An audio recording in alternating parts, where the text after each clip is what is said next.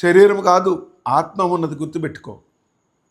శరీరము కేవలము కూలి జీవితము, కూలివాని జీవితం.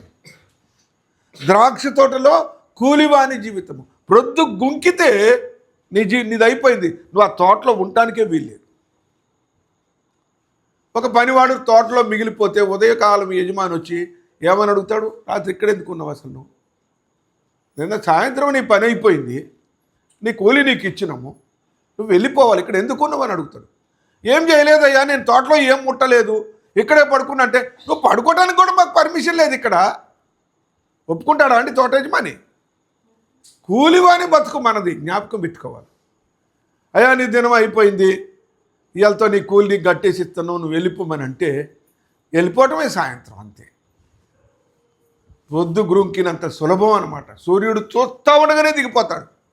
నిలబడి చూస్తూ ఉండండి, సూర్యుడు ఎలా అస్తమిస్తాడో చూస్తూ చూస్తూ ఉండగానే అలాగ లోపలికి వెళ్ళిపోతాడు, అంతే. అలాంటివి మన జీవితాలు.